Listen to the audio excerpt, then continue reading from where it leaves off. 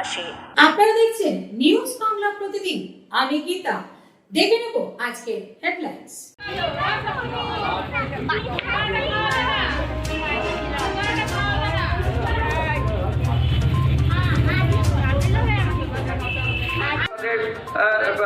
ভুটান, নেপাল, এরপর আপনি আর কোনো বিরোধী রাজনৈতিক দল হবে না, ভোট হবে না, একটা নির্বাচন হবে, কোনো পৌর নির্বাচন হবে না, বিধানসভা নির্বাচন হবে না।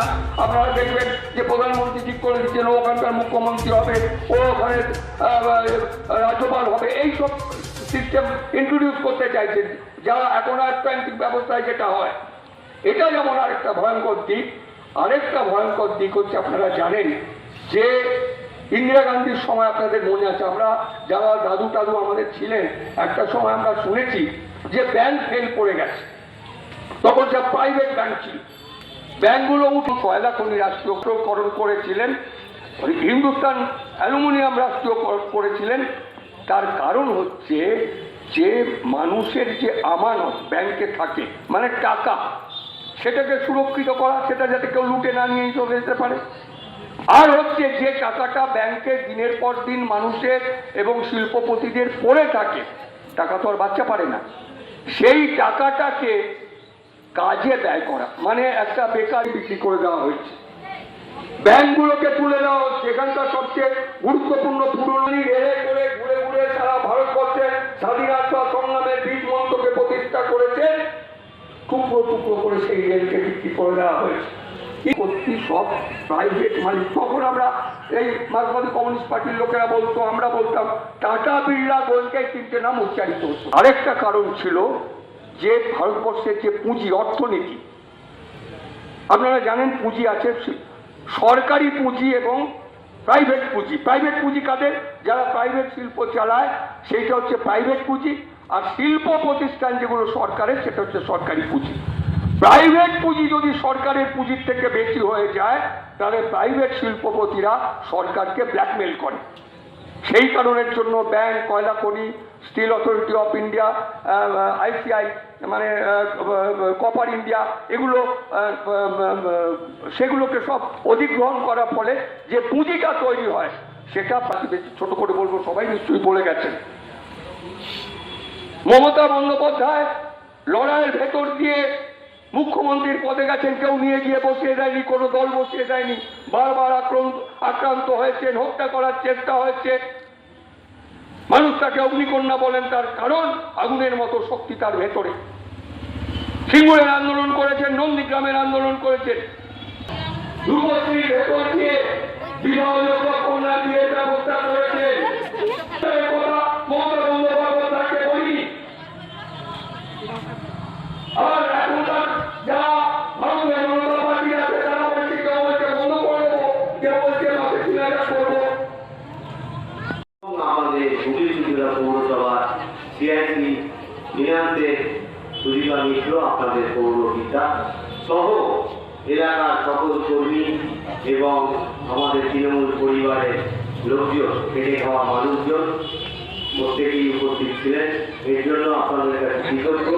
কিন্তু বিশেষ আমার আপনার কাছে অত্যন্ত গুরুত্বপূর্ণ, কারণ আগামী দিনে যে উন্নয়নগুলো, সেটা আমাদের প্রয়োজন, সেটা না হলে সমাজ ব্যবস্থা সঠিক থাকবে না।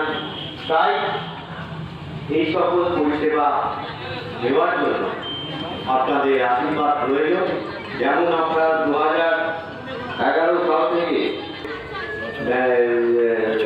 রকেটকে বিদায় জানিয়ে আমাদের হুগলি লোকসভা কেন্দ্রের প্রার্থী রচনা ব্যানার্জিকে জয়যুক্ত করতে হবে, এবং রেকর্ড মার্কে আপনারা যেমন পৌরসভায় আমাদেরকে আশীর্বাদ করেছিলেন, 1467 ভোটে সুবিধা মিত্রকে যেমন জয়যুক্ত করেছিলেন, আশা করি আপনারা তার থেকেও অধিক ভোটে রচনা ব্যানার্জি, যেহেতু মমতা বন্দ্যোপাধ্যায়ের আশীর্বাদ জন্য তার কাছে তার হাতকে শক্ত করতে তুলে দেবেন।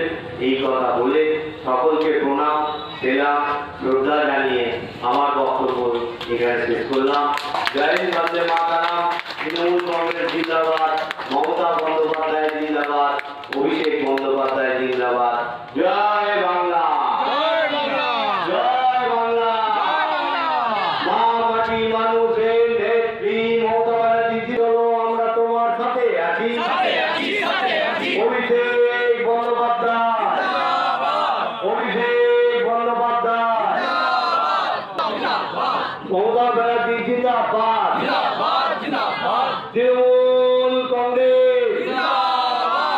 এখানেই আমরা সমাপ্ত করলাম। মমতা বন্দ্যোপাধ্যায় মাঠে সভা করে যাওয়ার পর আগামীকাল ধনেকালিতে অভিষেক বন্দ্যোপাধ্যায় বর্ণাঢ্য মানে র্যালি, তাতে লকেট চট্টোপাধ্যায় আজকে পৌঁছাতে বললেন যে ওনারাও ডেলি প্যাসেঞ্জারই শিখে গেছেন, এবার গলিতে গলিতে সভা করবেন, কি বলবেন? বাংলার ছেলে বাংলায় যদি হাঁটে, যারা বহিরাগত আসে ভিআইপি হিসেবে তারাই সেই জায়গায় রিচ করে।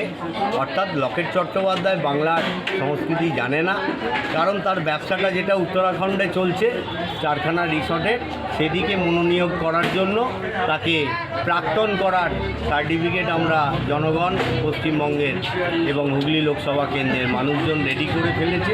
অর্থাৎ সেটা নেবার জন্য তিনি 4 জুন পর্যন্ত অপেক্ষা করুন।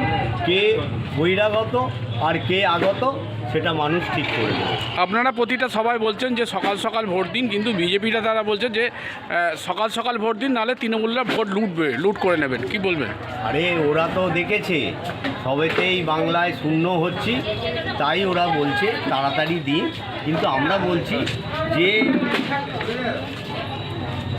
মানে তাপপ্রবাহ চলছে, তার থেকে মানুষকে সুরক্ষিত রাখার জন্য আমরা বলছি, এছাড়া আর কিছু নয়। মানুষের নিজস্ব ভাবনা চিন্তার মধ্যে দিয়েই আসুন, আমাদের কোনো অসুবিধে নেই। লকেটদির অসুবিধে আছে, কারণ তিনি বহিরাগত আছেন, বরানগরের বাড়ি আছেন। অর্থাৎ আমরা কেউ বহিরাগত নেই, আমরা এই শহরেই ছোট থেকে জন্মেছি এবং এই শহরে